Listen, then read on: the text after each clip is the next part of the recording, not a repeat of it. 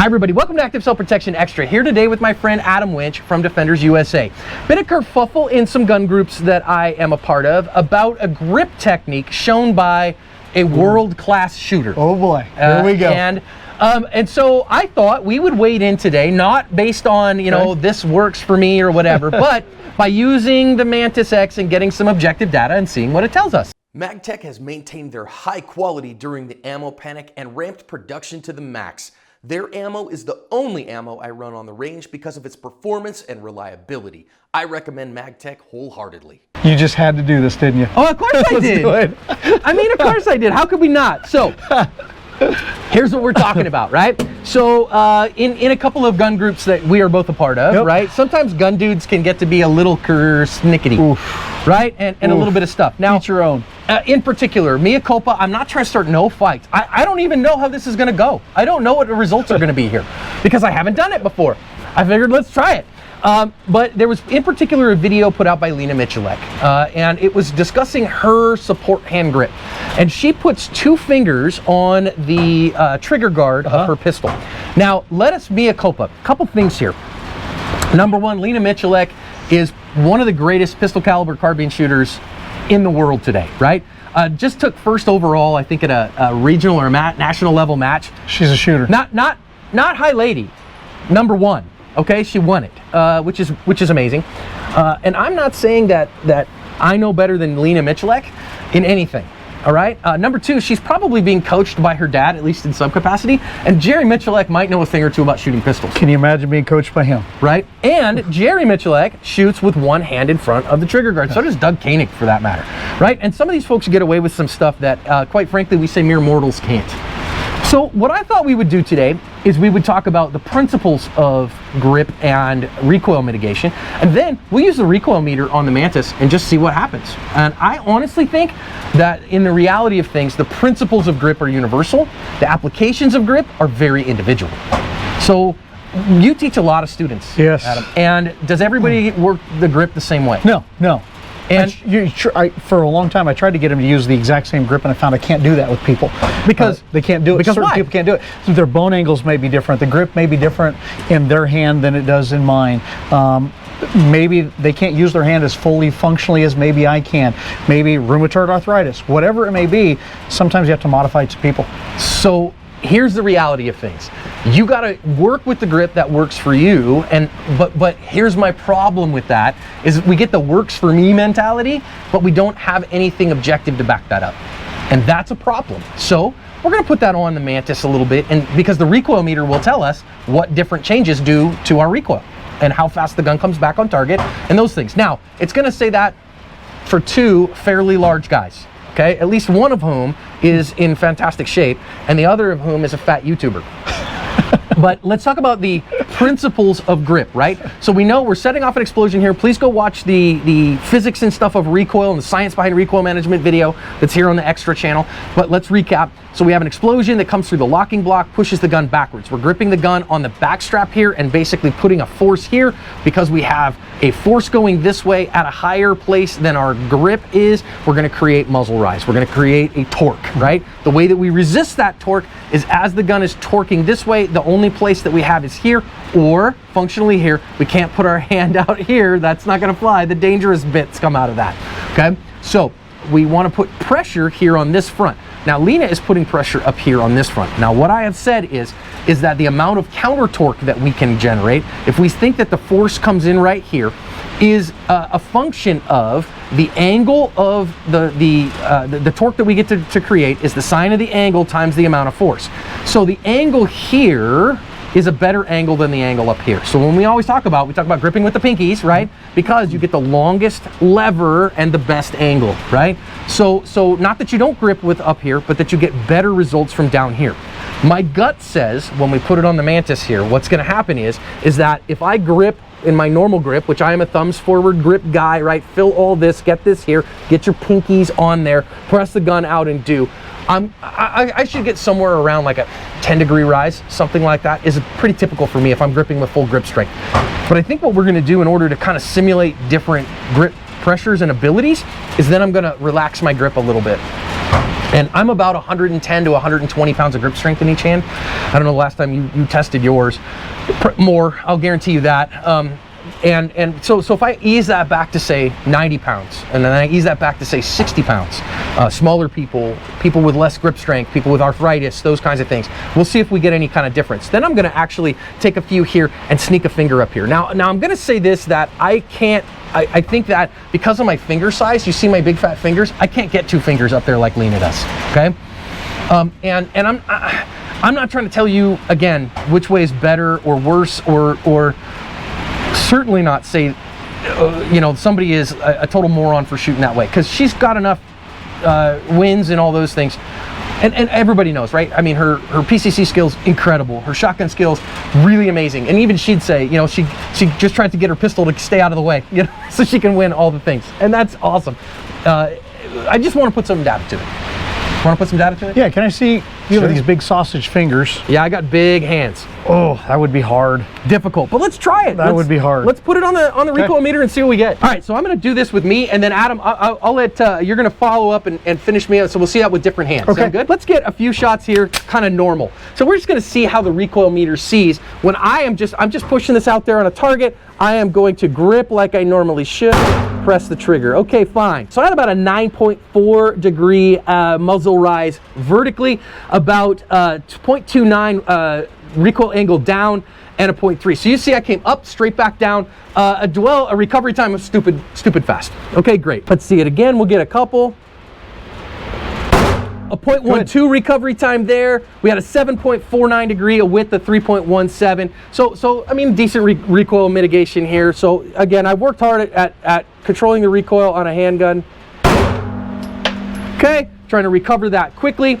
All right, 7.97. So pretty consistent. Yeah, pretty consistent. So let's stop here, see what it tells us here. So my averages here, we can see my average recovery time of 0.1, and we can see here a 7.97 muzzle rise here, 7.49, 9.47. So my first one was so I'm about 8, you know, 7.5, but as high as 9. Let's change the grip up a little bit. And here's what I'm going to do on this next set. I'm going to reset this and start it again. And now what I'm going to do, I've got 3 rounds in here. I'm going to do the same thing, but I'm going to grip the gun about half pressure. Okay? I'm not going to grip the gun like I normally would. I'm going to go about half pressure, which should be around a 60-pound grip strength. So you're mimicking a looser or less muscular grip? Yes, I'm mimicking a grip that I'm not trying to do as much with. Not nothing, for sure, but not nearly as much. So you saw that rise to about 15 degrees, which is about what we'd expect, right? Takes a little longer, 0.22 seconds to recover. Let's try another couple. Again, same thing, not trying to make any differences, just trying to get some data. Okay, when I don't grip the gun as hard, we'll see what it does. 17 degrees. That particular one really rose. I think I really let off my grip pressures on that. And if we stop that here, what we can see, that particular one very high. And you saw that kind of really kind of wander off. 17 degrees there, 15 degrees there. So I mean, clearly more grip pressure does a better job, right? Well, let's switch it up and let's do a little bit of that. But you know what? It's kind of fun. How about you want to do a few and do that same thing first? Sure. You want to shoot this or you want to shoot yours? It's on there. We'll just shoot that if you're good. Oh, you know what's going to be the problem? Is you're not going to want to shoot your VP9 after that. Oh, maybe I'll steal your gun. There you go. You got good stuff there. Okay. That P30 Lem has got a pretty sweet trigger in it. Now remember, that's a Lazy Wolf trigger in a P30 Lem. So that's a Wonder Blaster. Okay. And it's circle, but we're not really worried about the you know, where the bullets are going right now. We're trying to see the recoil. So my normal grip. Yeah. Is that what you want? Normal grip, full pressure here. Slide to your right just a little bit so I can just reset this. And you are on the... Doesn't matter, because again, we're not really caring about where the bullets go. We're caring what the gun does in recoil. Okay. So just take 3, but very individual shots. Okay, go ahead and wait a second now. Hold on. Let's let it look. So we look at that 8.54 with a 4 degree back and forth. Go ahead to the next one. Woo, that's a beautiful trigger. It really is a nice trigger. So 10.5 degrees. Go ahead on your third one.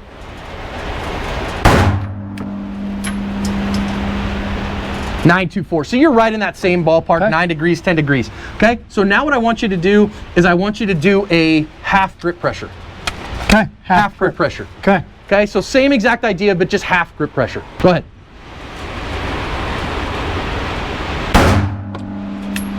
Okay, give it a second to pull in. Okay, 11 degrees, yep.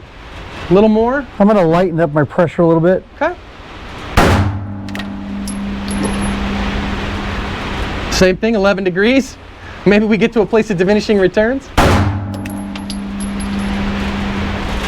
13 degrees. So we're in that same bit. So you're definitely above, right? So this just in, when you grip the gun hard, you get better recoil control. Yeah. Shocker. All right, well, let's try that now, and let's change our grip position. Okay. So I'll tell you what I'm gonna do. I'm not gonna do 2 fingers because my fingers are too big, okay? But what I'm gonna do is a single finger, all right? And we're gonna do this one of a couple ways. I think the way that most people would do it is they wouldn't leave these 3 down as far as I normally would and then separate this out like this. I think that would lead them to bring this second hand up higher, okay? And we could talk about the physics of that and why I'm not a big fan, but let's just see how it does. All right, I am going to actually slide this down and use this magazine adapter. And the reason I'm gonna do that is just so then that way I can grip the gun fully. So when you're doing this, are you going to go all the way around that first joint, or are you just going to put that first joint on it? Of course, that's going to depend on hand size, right? Whether you're able to do that. I've tried so hard not to do this. I don't know where my finger's going to fall. Let's see what it does. So for me, I am all the way over, kind of over the and kind of second knuckling like this. Gotcha. Okay, that's where my hand kind of feels. All right, I am full grip pressure. That feels so weird to me, but I'm going to give it all the grip pressure I can have. Okay, let's see what we got there. We got a 12-degree angle. And that was full grip? That was full grip. Okay. Okay, so again, second one, I'm giving full grip pressure here. 13 degrees. It definitely monkeys with where my angle is. 15 degrees there. So I'm noticing a pattern of you have more angle flip, right? Yeah. With that one finger on than you do with your standard grip. Maybe is it because you're not used to it, or do you think it's less control? So I'm giving it the same amount of grip pressure, okay? So I am really cranking down on it, and the muzzle is definitely rising more. Yeah, by 2 to 4 degrees. Yeah, maybe so 5. That's like 50%. Yeah. Right? So that's a pretty significant difference. It also is making my dot track weird. I think that dot tracking thing could be something you'd fix with repetition, but I will tell you, just my first few shots of this at full grip pressure, I'm not a fan. I'm not excited about this at all. But let's try it with half grip pressure and see if that makes a difference. That actually wasn't too bad. Didn't feel bad. 15 degrees. Okay, half grip pressure. Okay, came up a little high. 21 degrees.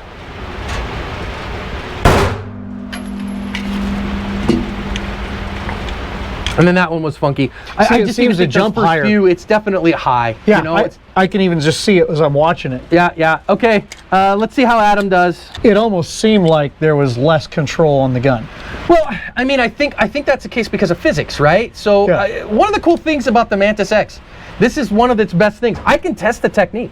I don't have to wonder which one's best. Objectively, you can I will say, for me, the regular full grip on the grip rather than up on the trigger guard is, I mean, it's objectively better. Yeah. And more grip pressure for me is objectively better than less. I mean, now those are both shocking revelations, I know. So you can use your gun if you want, or you can use that gun. So now finger up on the trigger guard. Oh, that feels weird. Full grip pressure. Full grip. Full grip. Okay. 3 shots. Okay. So you're about 11 degrees on each one, which is high for you. Yeah. Okay. So if we look here, 11, 12, 11. So you're about 11 degrees, which is about 2 degrees high for you. So about 20% more. Something I noticed, maybe it's just my hands, but as I did that, as I'm holding it hard, it actually pulled separation in the gaps. It gave me a gap right there as I shot. You know, I also wonder, why don't we do these last 3? Let's try that again. My only thing is that you shot before with that P30, and the grip module might be a little different than your VP9. Okay.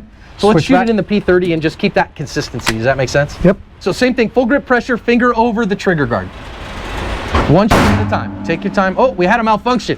So that high ride made everything kind of goofy. Yeah, it pushes me up there a little bit. Yeah. Okay. Okay. So that was an 11.62. No difference. I just am interested to see that. Okay. Okay. Second shot. Okay, let's let that settle in. 10.56. That was actually better. Ah! I felt that. It's so weird. And that was actually a pretty good one, 964. So you're actually approaching what you were before. Look at your hand. Look at your hand. You're bleeding for the cause. There we go. It bit you because you were so high on it. Yeah.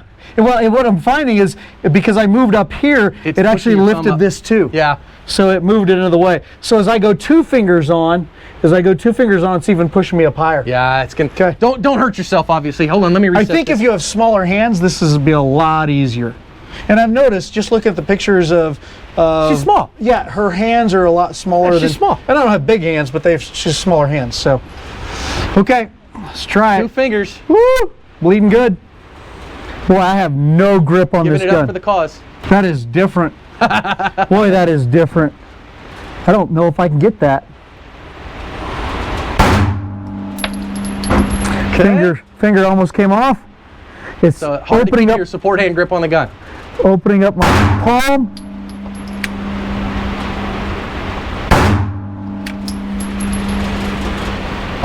So 12 and all over the place. You're having a hard time controlling the gun. Yeah, that's actually really hard to do. And you're bleeding like for crazy. you. He's giving it up for the cause.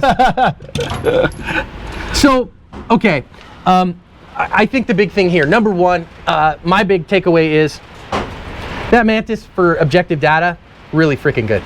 I like this because it just lets me test things. And I go, okay, the timer don't lie, the recoil meter don't lie, it says what it says. Now I think that you could make a legitimate beef about the fact that we've shot a few rounds this way versus thousands and thousands and thousands of rounds the other way. I do think that objectively, when we just look at, we're trying our best. You weren't, sandbagging this. No, not at all. I was trying actually. Yeah, trying to get good recoil control, just very difficult. I think that the grip that we have established earlier, not that I invented it, it's Brian Enos, right, who invented that thumbs forward grip, is probably still, I think, objectively better because you're able to get down farther and the physics gives it more advantage. I would love to see somebody like my hot little wife, right? I'd love to see her because her hands are more similar and she's a shooter. I'd love to see somebody like that doing this. Yeah. Just for the size because it's harder with 2 fingers to maintain control. So, if you have small hands, if you are a carny and you smell like cabbage and you have small hands, make sure you go shoot this one and let me know what it finds out for you, particularly if you have a Mantis X, so that we can get some objective data. But for larger, stronger guys, I think clearly it's not a technique that I'm going to recommend. No.